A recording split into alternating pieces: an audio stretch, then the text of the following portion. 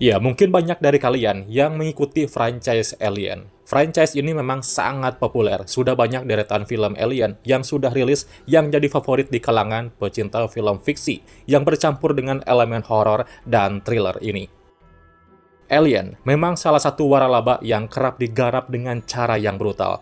Meskipun begitu, teror xenomorph ini seperti tidak pernah kehilangan tajinya. Rasa takut yang ditimbulkan memang tidak ada duanya, guys. Nah, di pertengahan Agustus tahun ini kita pun kedatangan interquel dari franchise tersebut, berjudul Alien Romulus, yang mengambil latar waktu di antara film Alien pertama dan Alien kedua, tapi tidak ada kaitannya dengan dua film tersebut. Film ini disutradarai oleh Fede Alvarez, yang dulu terkenal berkat film Evil Dead, Don't Breathe 1 dan 2, dengan menyuntikkan gayanya yang khas ke Alien Romulus. Gayanya yang khas termasuk dengan selera artistik, pengambilan adegan, horor, dan juga kesadisannya. Jadi jangan heran kalau film ini terasa sangat artistik bila dibandingkan film Alien lainnya.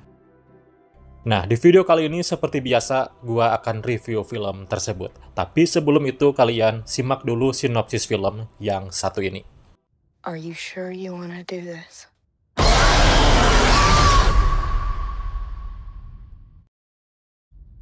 Are you sure you wanna do this?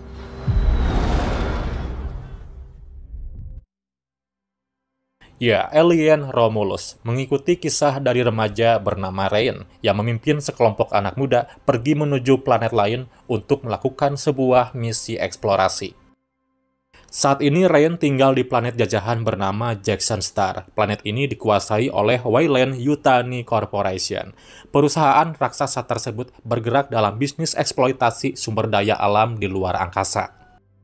Ryan ikut serta sebagai pekerja di perusahaan tersebut. Hal ini dilakukannya usai kedua orang tuanya meninggal.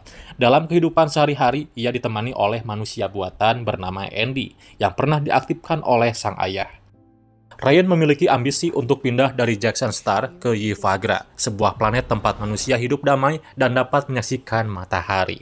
Harapan itu muncul ketika perusahaan itu menjanjikan mimpinya terwujud jika Ryan memenuhi target saat bekerja di tambang. This is our only ticket out of here.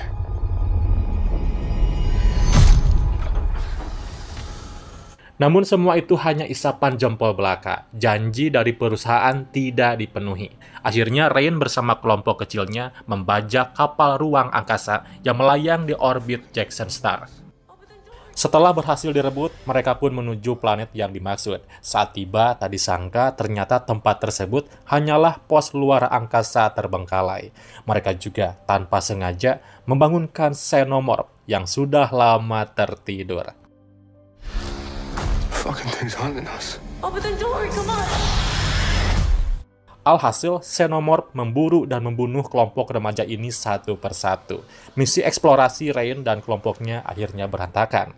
Kini mereka justru harus mampu bertahan hidup dan menghindari dari serangan alien mematikan tersebut.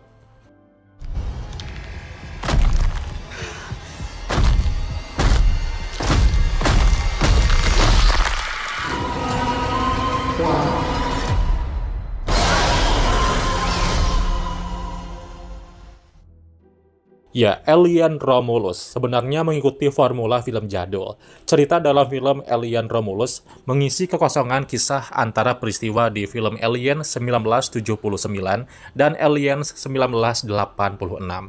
Film ini bukan hanya prequel ataupun sequel, tapi bersifat interquel atau film yang berdiri sendiri. Menariknya jika pada film waralaba lainnya mengambil lakon dari sisi orang dewasa, di Alien Romulus justru memberikan fokus cerita pada sekelompok anak muda yang memberontak. Mereka lalu terjebak dalam bahaya dan berusaha menyelamatkan diri.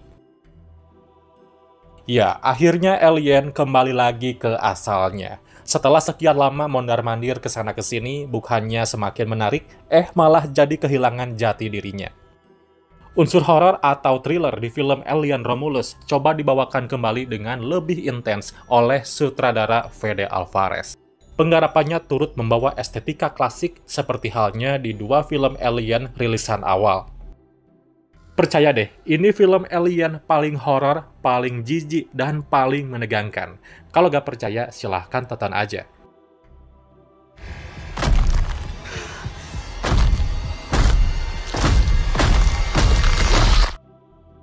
Di film ini, makhluk bernama Xenomorph tampil lebih menyeramkan. Aksinya dalam membunuh mangsa pun lebih mematikan. Elemen horor yang dihadirkan dalam Alien Romulus bisa dibilang sangat mengandalkan visual serta scoringnya. Dari segi scoring, kita bisa mendengar berbagai suara menggelegar.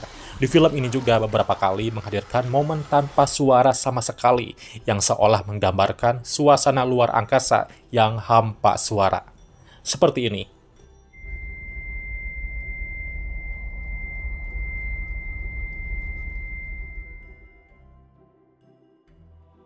Alien Romulus berhasil menciptakan atmosfer yang mencekam dan penuh ketegangan, pencahayaan yang redup, scoring misterius, dan ruang sempit di dalam stasiun luar angkasa berhasil membangun perasaan was-was dan bikin lo jantungan, guys. Salah satu daya tarik utama Alien Romulus adalah desain Xenomorph yang sangat mirip dengan tampilan aslinya di film pertama. Hal ini merupakan sebuah nostalgia bagi para penggemar lama, sekaligus pengingat akan asal-usul franchise ini.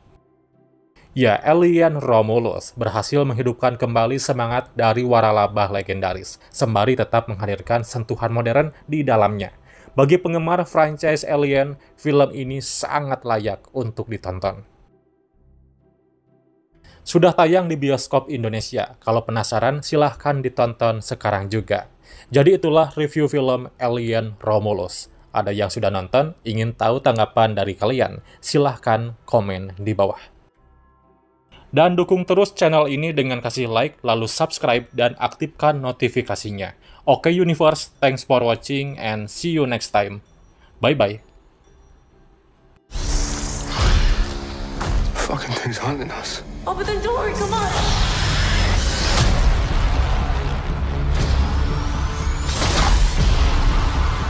Are you sure you want to do this?